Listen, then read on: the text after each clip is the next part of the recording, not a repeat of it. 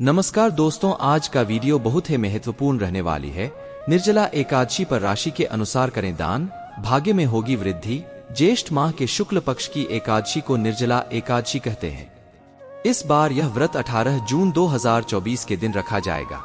यूं तो साल में 24 एकादशी मनाई जाती हैं, लेकिन ज्येष्ठ माह में आने वाली निर्जला एकादशी का खास महत्व माना जाता है।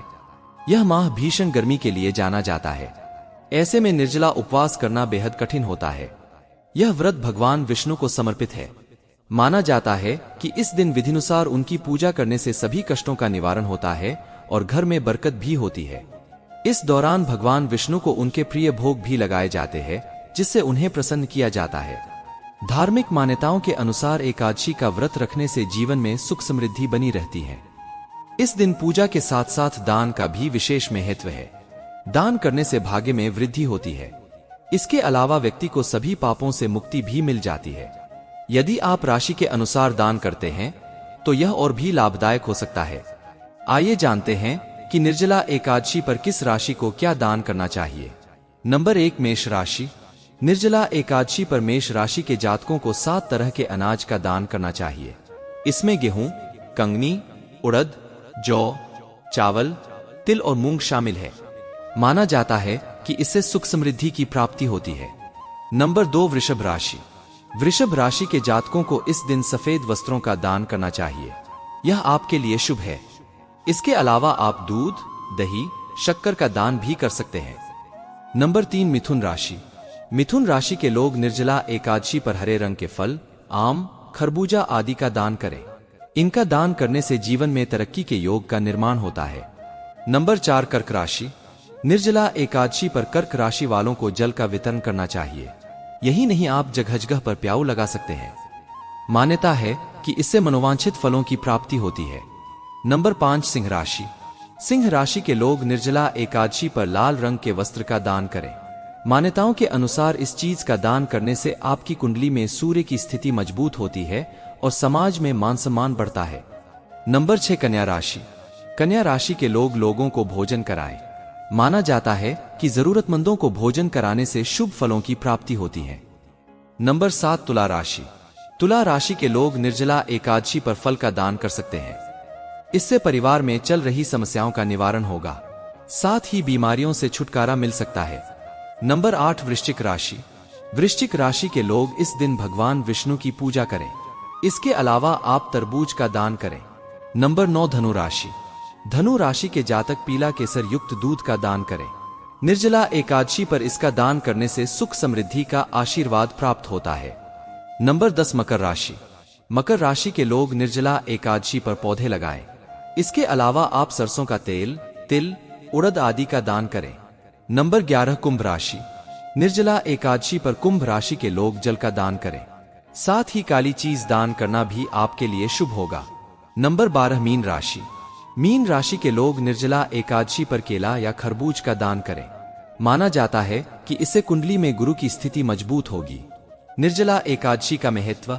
एकादशी व्रत हिंदुओं में सबसे अधिक प्रचलित व्रत माना जाता है। वर्ष में 24 एकादशियां आती हैं, किंतु इन सब एकादशियों में ज्येष्ठ शुक्ल एकादशी सबसे बढ़कर फल देने वाली समझी जाती है, क्योंकि इस एक एकादशी का व्रत रखने से वर्ष भर की एकादशियों के व्रत का फल प्राप्त होता है। निर्जला एकादशी का महत्व। एकादशी व्रत हिंदुओं में सबसे अधिक प्रचलित व्रत माना जाता है। वर्ष में 24 एकादशियां आती हैं, किंतु इन सब एकादशियों में ज्येष्ठ शुक्ल एकादशी सबसे बढ़कर फल देने वाली समझी जाती है, क्योंकि इस एक एकादशी का व्रत रखने से वर्ष भर की एकादशियों के व्रत का फल प्राप्त होता है। निर्जला एकादशी का व्रत अत्यंत संयम साध्य है। इस युग में यह व्रत संपूर्ण सुख भोग और अंत में मोक्ष कहा गया है।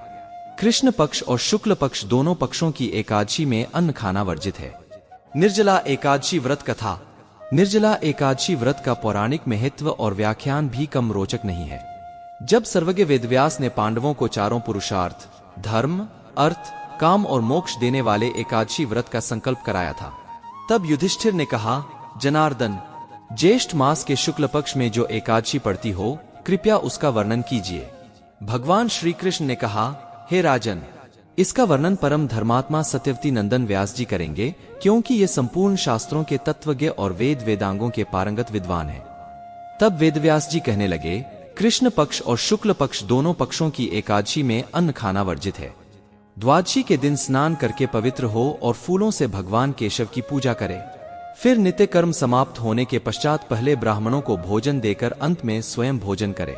यह सुनकर भीमसेन बोले, परम बुद्धिमान पितामह, मेरी उत्तम बात सुनिए। राजा युधिष्ठिर, माता कुंती, द्रौपदी, अर्जुन, नकुल और सहदेव ये एकादशी को कभी भोजन नहीं करते तथा मुझसे भी हमेशा यही कहते हैं कि भीमसेन एकादशी को तुम भी न खाया करो, परंतु मैं उन लोगों से यही कहता हूं कि मुझसे भूख नहीं सही जाएगी। भीमसेन की बात सुनकर व्यास जी ने कहा, यदि तुम नरक को दूषित समझते हो और तुम्हें स्वर्गलोक की प्राप्ति अभीष्ट है और तो दोनों पक्षों की एकादशियों के दिन भोजन नहीं करना चाहिए।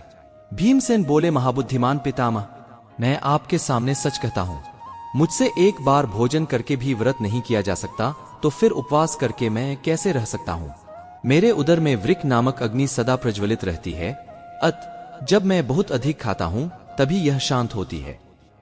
इसलिए महामुनि, मैं पूरे वर्ष भर में केवल एक ही उपवास कर सकता हूं, जिससे स्वर्ग की प्राप्ति सुलभ हो तथा जिसके करने से मैं कल्याण का भागी हो सकूं। ऐसा कोई एक व्रत निश्चय करके बताइए, मैं उसका यथोचित रूप से पालन करूंगा। व्यास जी ने कहा, भीम, ज्येष्ठ मास में सूर्य वृष राशि पर हो या मिथुन राशि पर शुक्ल पक्ष में जो एकादशी हो उसका यत्नपूर्वक निर्जल व्रत करो। केवल कुल्ला या आचमन करने के लिए मुख में जल डाल सकते हो, उसको छोड़कर किसी प्रकार का जल विद्वान पुरुष मुख में न डाले, अन्यथा व्रत भंग हो जाता है। एकादशी को सूर्योदय से लेकर दूसरे दिन के सूर्योदय तक मनुष्य जल का त्याग करे तो यह व्रत पूर्ण होता है। तदंतर द्वादशी को प्रभात काल में स्नान करके ब्राह्मणों को विधिपूर्वक जल और सुवर्ण का दान करें। इस प्रकार सब कार्य पूरा करके जितेंद्रिय पुरुष ब्राह्मणों के साथ भोजन करे। वर्षभर में जितनी एकादशियां होती हैं, उन सबका फल निर्जला एकादशी के पालन मात्र से मनुष्य प्राप्त कर लेता है, इसमें तनिक भी कोई संदेह नहीं है।